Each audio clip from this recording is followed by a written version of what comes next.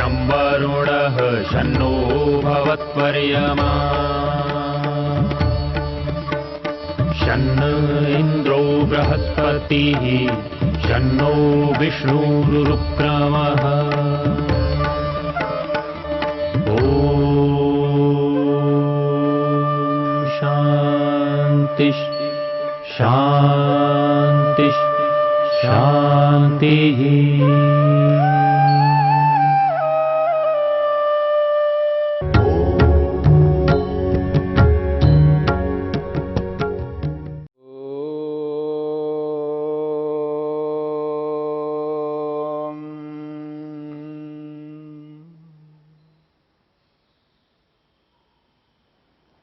सति मूले तद विपाको जात्यायुर्भोगाः।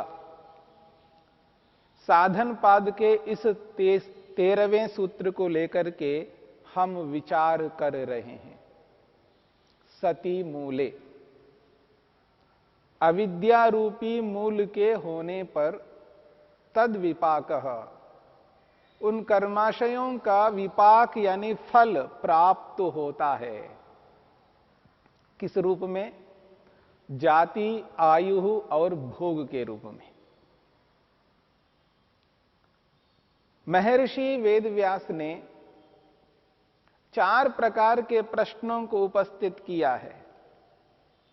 जब मनुष्य कर्म करता है, उस एक कर्म का क्या एक जन्म मिलता है? तो उत्तर दिया है, ऐसा नहीं हो सकता। एक कर्म से एक जन्म नहीं मिल सकता। यदि एक एक कर्म से एक एक जन्म मिलने लग जाए तो असंख्य कर्म हैं। उन कर्मों का क्रम, उसका काल, उसका समय कब आएगा, इस पर व्यक्ति का विश्वास नहीं हो पाएगा और उसका परिणाम व्यक्ति शुभ कर्मों में प्रवृत्त नहीं हो सकता। और जो व्यक्ति शुभ कर्मों में प्रवृत्त नहीं होगा तो वो अनिष्ट करने लगता है और अत्यधिक दुखों को प्राप्त करके दुखी होता है, अंधकार को प्राप्त होता है। इसलिए वेद कहता है, अंधंतमः प्रविशन्ति ये विद्यामुपासते। जो अविद्या की उपासना करते हैं, अज्ञान की उपासना करते हैं, अर्थात अज्ञान से ग्रस्त होते हैं, अज्ञान का ही प्रयोग करते हैं, अंधंतमः प्रविशन्ति। वेद कहता है वो अंधकार को प्राप्त होते हैं, अत्यधिक दुख को प्राप्त होते हैं।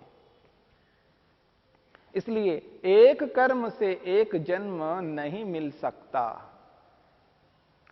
दूसरा प्रश्न था, क्या एक कर्म से अनेक जन्म मिल सकते हैं? तो ऋषि ने कहा, ऐसा भी नहीं हो सकता। ऐसा इसलिए नहीं हो सकता, एक एक कर्म से अनेकों जन्म मिलने लग जाएं तो बाकी कर्मों का क्रम कब आएगा?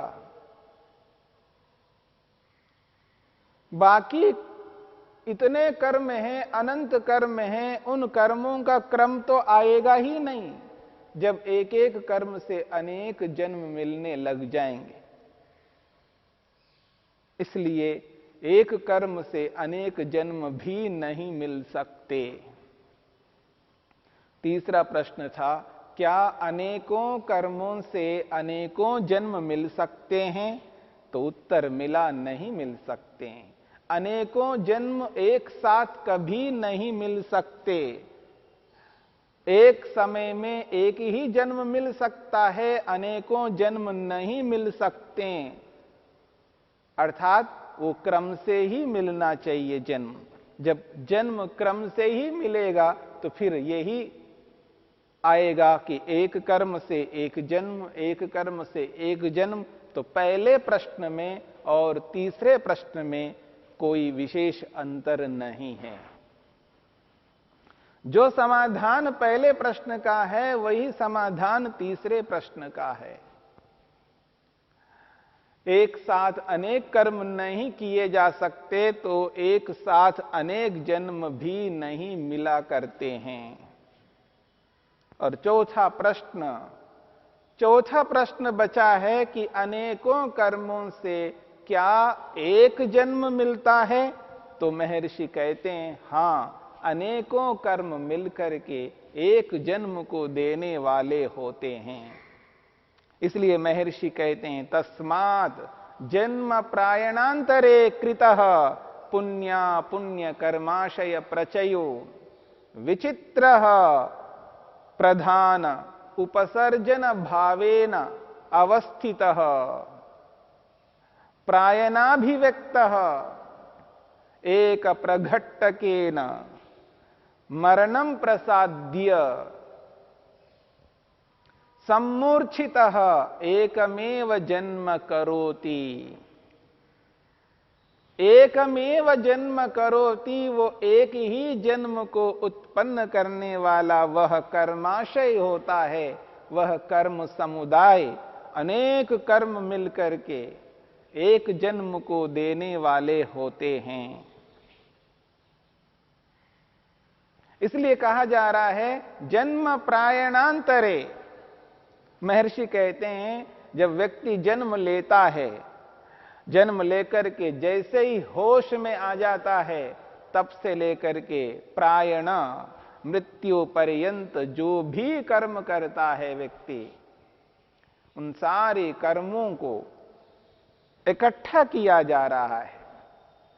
तो कहा जा रहा है जन्म से लेकर मृत्यु पर्यंत जितने भी व्यक्ति कर्म करता है उन कर्मों को और पिछले जन्मों के कर्मों को जो प्रवाह से चले आ रहे हैं,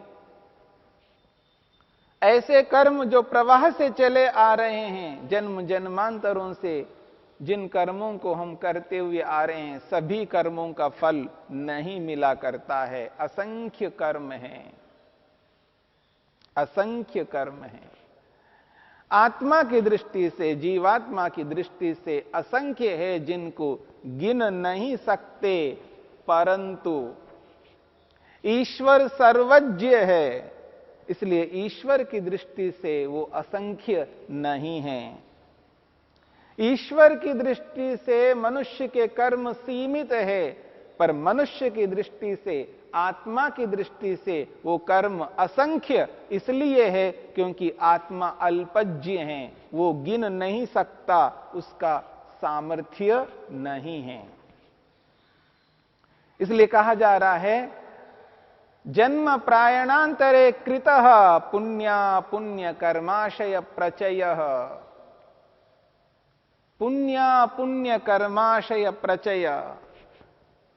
व्यक्ति या तो पुण्य कर्म करता है या पाप कर्म करता है, जिस पाप को यहां पर अपुण्य शब्द से कहा जा रहा है। पुण्य और अपुण्य ये दोनों प्रकार के कर्म जन्म से लेकर मृत्यु पर्यंत न जाने कितने पुण्य कर्म किए और कितने पाप कर्म किए, वो सारे के सारे कर्म समुदाय एकत्रित होता है और वो विचित्र है। अलग अलग प्रकार के कर्म हैं,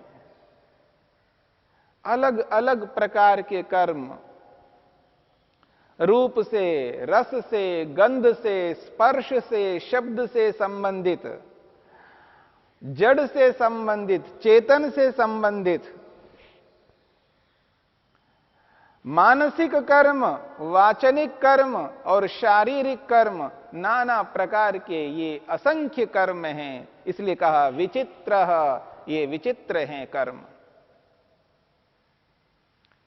और ऐसे भी कर्म हैं जो मनुष्योचित, मनुष्य को प्राप्त कराने वाले कर्म, मनुष्य बनने वाले कर्म, पशु बनने वाले कर्म, पक्षी बनने वाले कर्म, न जाने जितनी योनियां हैं उतने प्रकार के कर्म हम करते हैं इस मनुष्य शरीर में रहते हुए।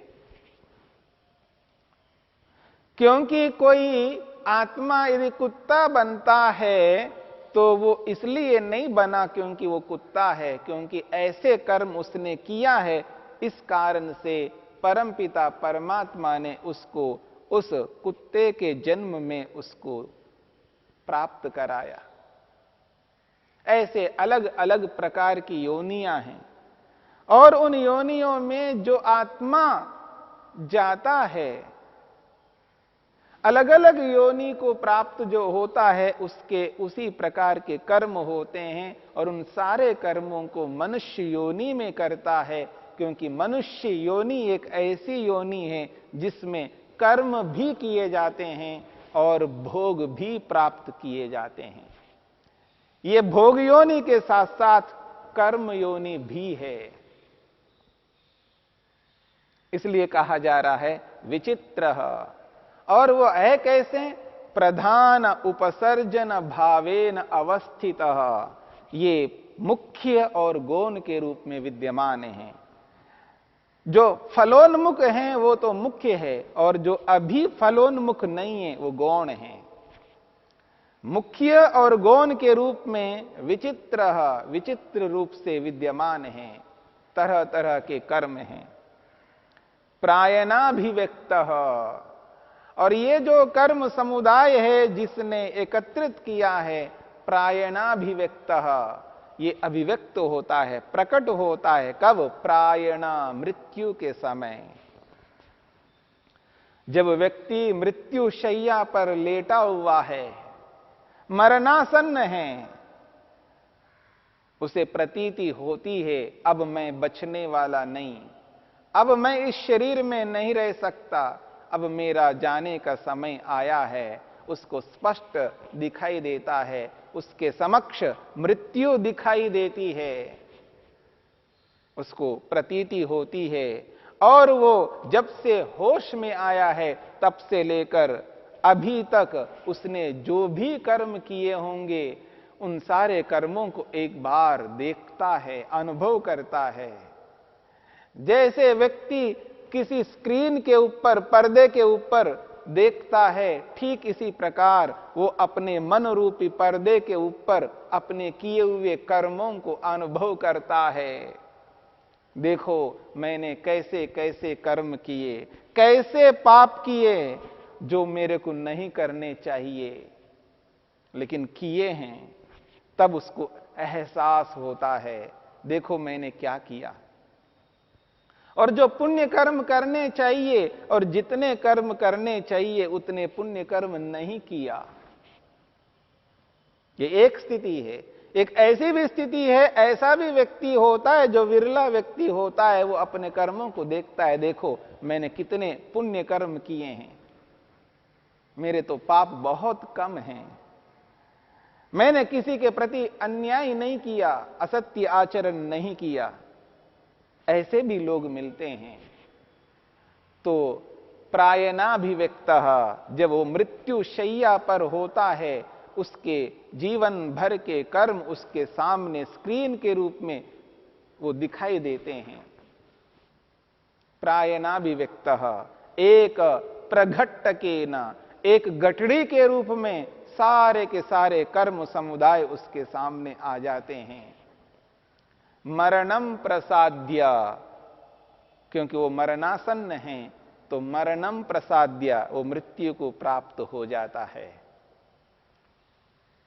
सम्मूर्छिता, वो सारे के सारे एकत्रित हुए कर्म एकमेव जन्म करोति, एक ही जन्म को देने वाले होते हैं।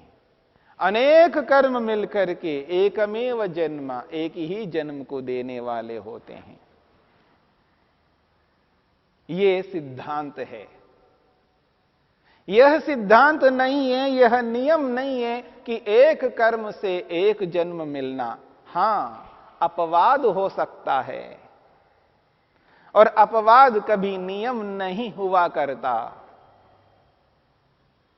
एक उदाहरण मैं आपको देता हूं, उससे आपको स्पष्ट हो जाता है नियम और अपवाद में अंतर क्या होता है। किसी का उच्छिष्ट नहीं खाना चाहिए, किसी का झूठा नहीं खाना चाहिए, एक नियम है। आयुर्विज्ञान की दृष्टि से, शरीर विज्ञान की दृष्टि से एक दूसरे के झूठे को नहीं खाना चाहिए। यह आयुर्वेद का नियम है। चाहे वो कितना ही निकटस्थ व्यक्ति हो तो भी एक दूसरे के झूठे पदार्थ को नहीं खाना चाहिए। यह आयुर्वेद का सिद्धांत है। कोई ये मानता हो कि झूठा खाकर के प्रेम बढ़ता है, यह कोई हेतु नहीं है। प्रेम बढ़ने का कारण झूठा नहीं है। प्रेम बढ़ने का कारण सत्य आचरण है, न्याय आचरण है, अहिंसा का पालन करना, सत्य का पालन करना, अस्तेय का पालन करना, ब्रह्मचर्य का पालन करना, अपरिग्रह का पालन करना। जब यम और नियमों का पालन व्यक्ति करता है तो अनायास प्रेम बढ़ता है। असत्य से, अन्याय से, अनर्थ से, नियम विरुद्ध आचरणों को करता हुआ प्रेम को हो सकता है थोड़ी देर के लिए वो बढ़ा भी दे, लेकिन वो शाश्वत प्रेम नहीं हो सकता। वो सदा रहने वाला प्रेम नहीं हो सकता। इसलिए झूठा नहीं खाना चाहिए, एक नियम है। लेकिन अकाल पड़ गया है, अकाल पड़ गया है, अन्न नहीं मिल रहा है, व्यक्ति भूखा है, प्यासा है, परेशान हो रहा है, भूख से पीड़ित है, उसको अनाज नहीं मिल रहा है, खाने को कुछ नहीं मिल रहा है, और किसी के पास कुछ खाने के लिए है और वो खा रहा हो, और वो व्यक्ति उसके पास जाकर के कुछ मांग ले और वो खाने वाला कहे ये तो झूठा है, तो कोई बात नहीं है, आप कुछ तो दे दीजिएगा। वहां जो झूठे को वो जो खाएगा वो विकल्प है, अपवाद है, वह प्राण संकट में है, नहीं खाएगा तो मरेगा। उस स्थिति में, उस प्राण संकट की घड़ी में जब व्यक्ति उस झूठे को खाता है, ये एक अपवाद है। पर इस अपवाद को नियम नहीं बनाया जा सकता। कोई अकाल नहीं है, सबके पास सब कुछ है, और अहिंसा, सत्य, अस्तेय, ब्रह्मचर्य, अपरिग्रह का पालन भी अगर हो रहा हो, वहां झूठा खाने कोई नियम नहीं है कि झूठे को खाना है। तो अपवाद और नियम अलग होते हैं। ठीक इसी प्रकार से एक कर्म से एक जन्म नहीं मिला करता है, लेकिन अपवाद इसमें अवश्य है कि एक कर्म से एक जन्म भी मिल सकता है, लेकिन कोई भी कर्म नहीं हो सकता, किसी भी प्रकार का कर्म नहीं हो सकता। जिस एक कर्म से एक जन्म मिलने वाला है, वो एक कर्म बहुत विशेष कर्म होगा, सामान्य कर्म नहीं होगा, उत्कृष्ट कर्म होगा, छोटा कर्म नहीं हो सकता, वो एक बहुत बड़ा कर्म होगा। वो इतना बड़ा कर्म होगा जिसके कारण से वो एक ही कर्म एक जन्म को देने में समर्थ है, इतना बड़ा कर्म है। तब तो एक कर्म से एक जन्म मिल सकता है, लेकिन प्रत्येक कर्म से एक जन्म कभी नहीं मिल सकता। ये एक नियम है। ओ